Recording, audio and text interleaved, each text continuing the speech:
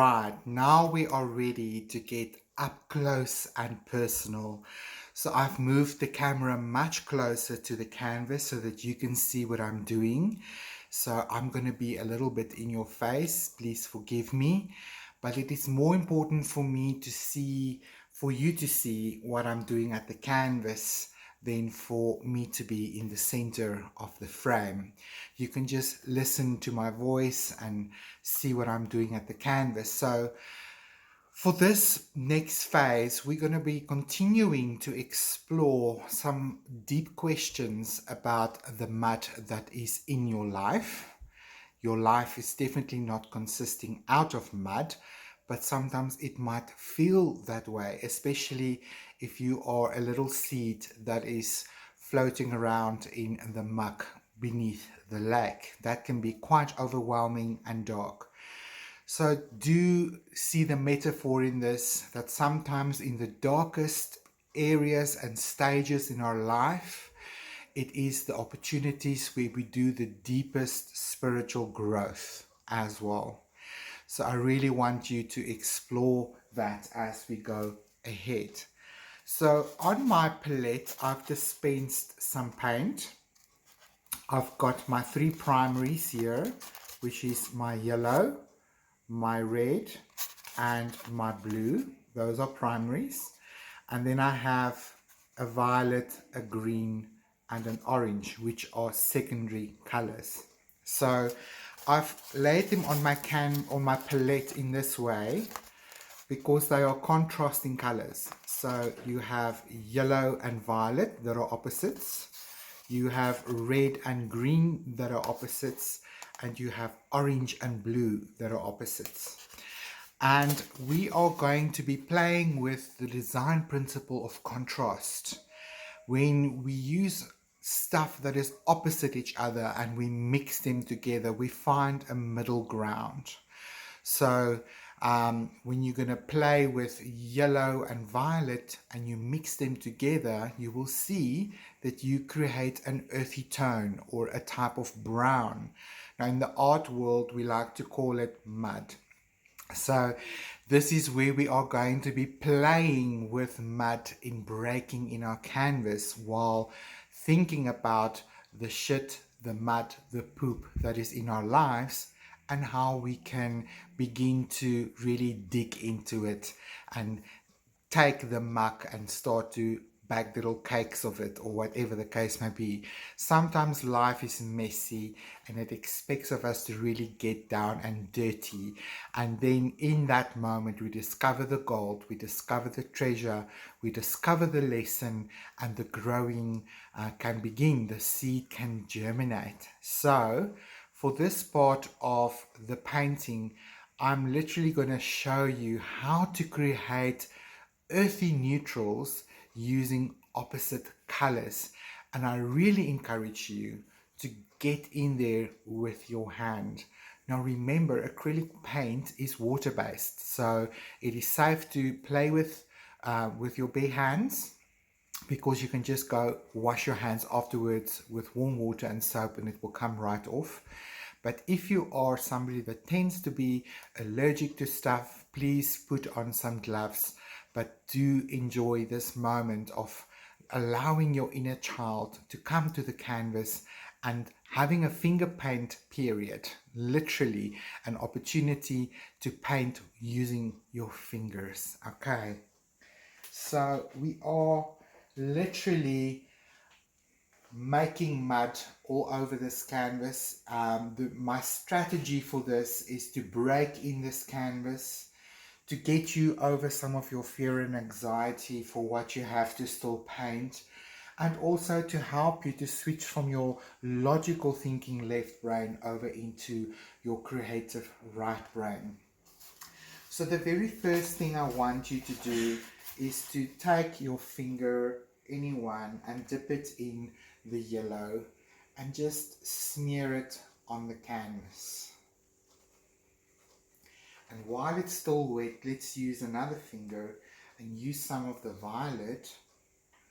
Now if you have dark azine purple, you can just add a bit of titanium white to it for it to show up more as a violet rather than that very darks as in purple.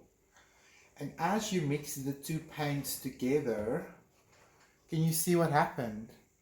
It went from yellow and purple and mixed together. It looks like poop. It looks brown. It looks like mud. So there's a beautiful earthy tone all on its own. Let's try that with the orange. If you take a bit of orange and you rub that onto the canvas, and you use another finger and you add a bit of blue to it, and you smear them together and you mix them. Wow, another shade of poop. Just gonna dip that so you can see. Can you see? It just looks like brown mud, brown Mother Earth. Let's do that with our red.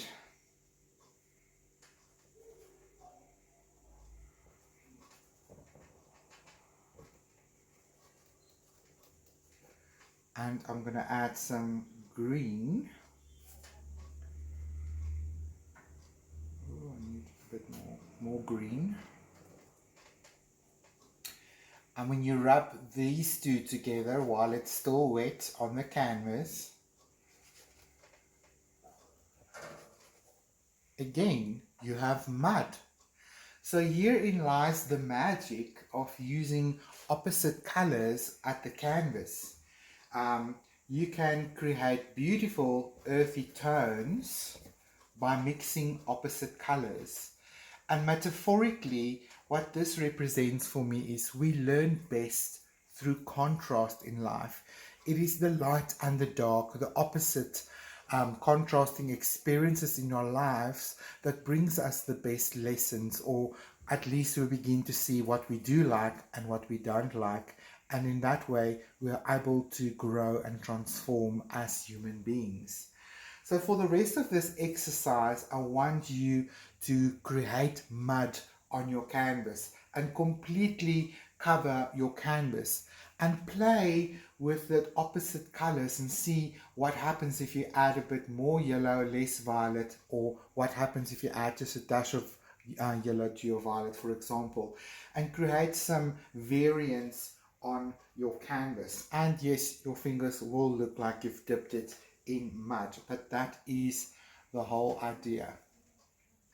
So let's just continue to play and allow these colors to smear into each other as you cover the canvas with these opposite colors in order to create mud.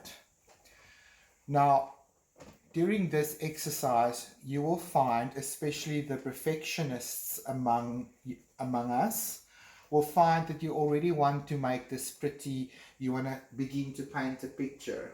And this is where you have to remind yourself that you are not creating anything at the moment. The point of this exercise is simply to create mud. Interesting mud, colorful mud, ugly mud, green mud, it doesn't really matter.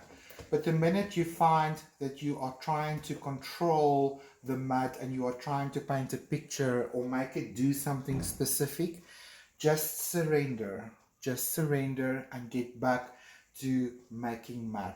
In fact, I find giving yourself a little bit of a time limit and saying, okay, I need to do this in 5 minutes is better, because then you don't have too much time to think about what it is that you're doing, rather than just mixing all of these colors together on the canvas, using the law or the rule of opposite colors together in order to create a beautiful brown muddy background.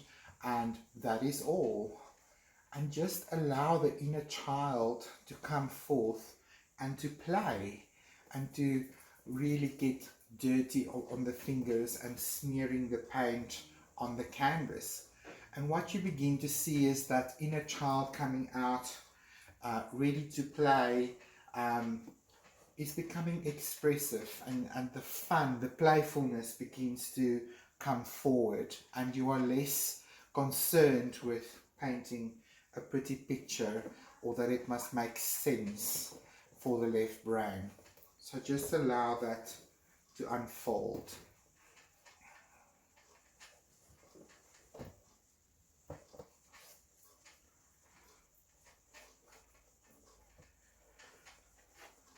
So as you are playing with the mud on your canvas, I want you to think of the mud that you have written down, that you've labeled in the chalk before we started to create mud here. And I want to ask yourself, what is the lesson of this mud in my life right now? What is it here to teach me? What opportunity is hidden inside of it if I am willing to look at it a little bit deeper? If you allowed yourself to take your power back from this mud, how would you do that? How would you claim your power back? How would you rise above the mud, so to speak?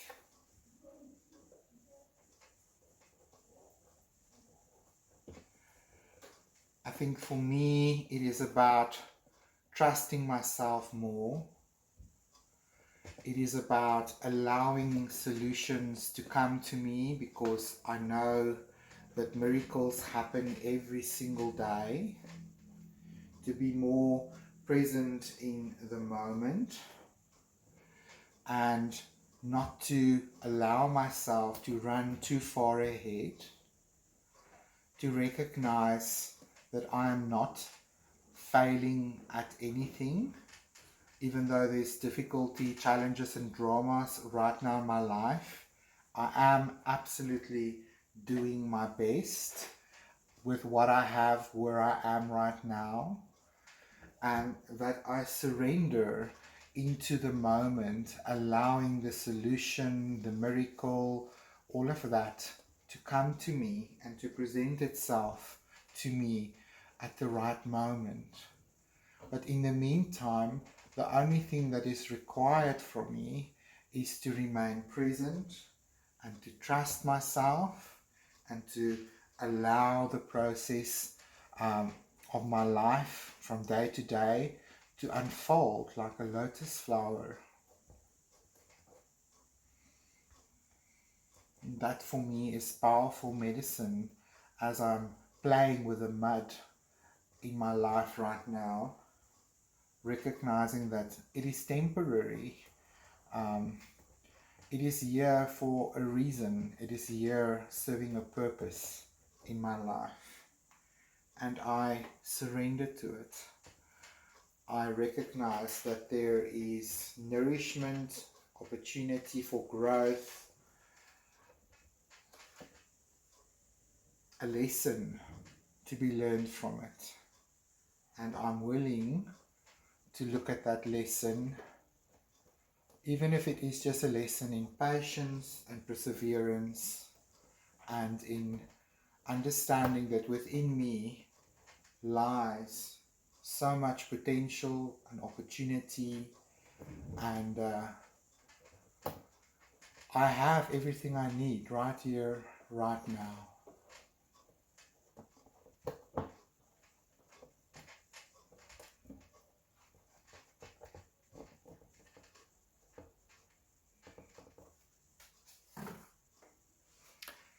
I'm just going to switch my other light off so that you don't have so much of a reflection. So I want you to see that I literally just created mud. Some of it is more orange, some of it is more violet, some of it's more green, some of it's more red. But in essence, it really reads as a neutral, earthy, grounded, muddy, earth-based color. And that's really what I wanted to achieve, just playfully at the canvas. So one of the reasons why we do this, and I'm just going to move the camera back just a little bit. One of the reasons why we break in the canvas, so to speak, is um, one of the reasons is to cover the board or the canvas with acrylic paint. That makes it easier as you continue with your layering effect to actually paint easier. So the grit or the tooth of the canvas or the board is filled with a bit of acrylic, and acrylic binds to acrylic just so much easier. So that is a very technical and linear mind reason why we're doing it. In the art world, this could also be called an underpainting. It is bringing in a mood or a certain texture or a color in the background that will enhance or support the end product in the end. So a lot of people believe that painting is, you come in and you immediately paint the subject that you want to paint. And very rarely is that the case, or at least that's one of the ways that you can do that. But that's not why we are here. We are here for the process, and we are here to allow the canvas, our interaction with the paint and the symbol that we are painting, to communicate with us. And it's giving it the opportunity, it's giving your soul and your emotions and your mind an opportunity for you to process and to explore the theme of the question and the metaphor in the moment in a non-threatening way. So allow yourself just to be present with it. Allow whatever needs to come up, and make note of it either on the canvas or on the art journal piece of paper next to you, so that you can remember and process all of this as you go through creating this beautiful painting. So once you have created your mud and your canvas is completely covered, that is where you stop for now. And I want you to take a photograph of your mud and then share it with us in a comment below this video and also on our Facebook group.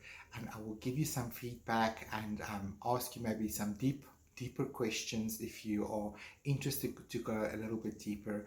But ask yourself, what is the mud in your life here to teach you? What is the lesson and what is the treasure that you can dig out of it?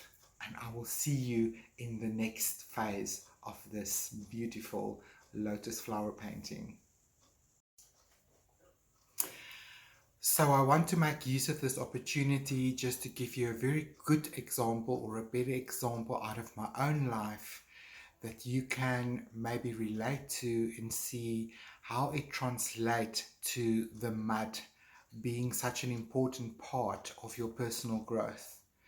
So for me, I was bullied a lot in my life, especially as a young teenager, and my school career was really a challenging period and time in my life, because I felt that everyone around me could see something in me that I was trying to hide. And because I was not accepting myself fully for who I am as a person, and because I was trying to show up as someone different, I was not authentic in my presence and in my energy. And because of that incongruency, I think that a lot of people and peers around me picked up on that and started to really put my focus on that. So that really created a lot of drama, a lot of shit, a lot of crying, a lot of emotional turmoil in my life in that moment. And I always felt like the victim. Why could nobody accept me for who I am? And herein lied the lesson for me. The treasure was that when you accept yourself, when I accept myself completely and unconditionally for who I am as a person, and then and only then can it become possible for others to extend the same energy to me. So that is exactly what happened and what needed to happen. I needed to grow from all this personal persecution and trial and errors that I've been through as a young man, to come to the point in my life where I recognize this lesson and this truth. I needed to accept myself and show up authentically. And when I started doing that, then the whole vibration and picture around me started changing, and people started to extend that acceptance and non-judgmentalness towards me, and I started to experience it from the inside first. So again, we can relate that back to the seed as well. Everything that grows sprouts from the inside out. Everything that is invaded from the outside inward dies. So, you can use the same example with the egg. If the chick breaks open the egg from the inside out, then there is life. But when the egg is broken from the outside inwards, that is exactly where death steps into the situation. So, with relating to that, I think it's a good time, now that we have dried our mud layer here and we've got a very nice foundation, to begin to take this mud and put it in a new category. So now, yes, we understand we have mud, we've got poop, we've got shit in our lives, and we begin to recognize that there is a lesson, there is a treasure, there is an opportunity locked up within it. So I like to call this phase of the whole process to rise above it. So what we are going to do now is we're going to take that story that we tell ourselves around this mud that sort of puts us in the perspective of the victim, and we're going to claim our power back from this mud, and we are going to do that by writing a new story, by choosing different vocabulary, telling the story in a different light, create a positive affirmation, or like I also like to call it, a mantra that you can draw on in the situation. So whenever you are stepping around in this mud and you are dealing with it, you remind yourself that it is a treasure, it is an opportunity, it is a lesson. So for me, to just translate this all back to you, I used that mudful situation of bullying and not being authentic and needing acceptance from outside of myself, to recognizing the lesson that I need to accept myself first unconditionally. So my positive affirmation would be, I am enough. I am worthy to be loved and to love in return, and I am enough. So I'm going to take that to the canvas now. So what I want you to do is to take a little bit of a cup, a plastic cup, and dispense your favorite color into the cup, and then you can grab hold of a pipette just to pull up some clean water, and then we are going to add this to the paint. And what we are doing is we are improving the fluidity of the paint so that it is easier to write words on our canvas with it. And I'm going to be using just a round brush. There you go. And I'm just going to swirl it around in the paint like that until I have the paint almost like an ink. That's sort of the consistency that you are looking for. So we are going to use this color now, this favorite color of yours, to write this positive affirmation on the canvas. So what you're looking for is you want the paint to be able to drip. So if you dip it in, it must be able to drip. So that way, then you know you've got the right consistency. So I want you to formulate that affirmation in the present moment, and a good way to do that is to start with the words I am. So I am enough.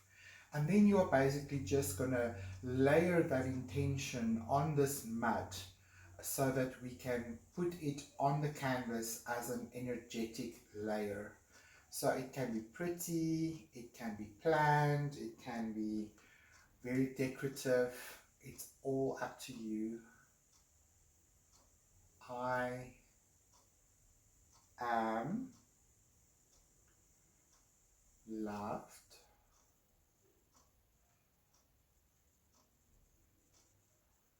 I am enough.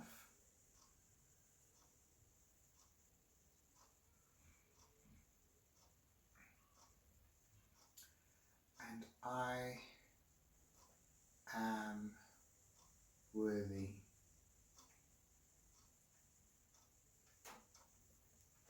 So you can see I'm just writing it on the canvas and just layering it down in as positive a way as I can. And then I also like to add words of empowerment or positive words. Accepted.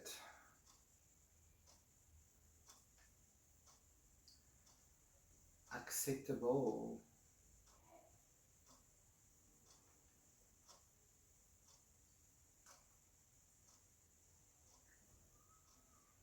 Joyful.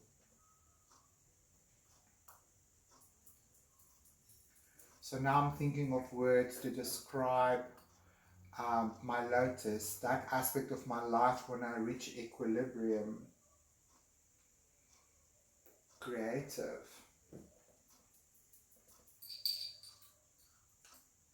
Empowered.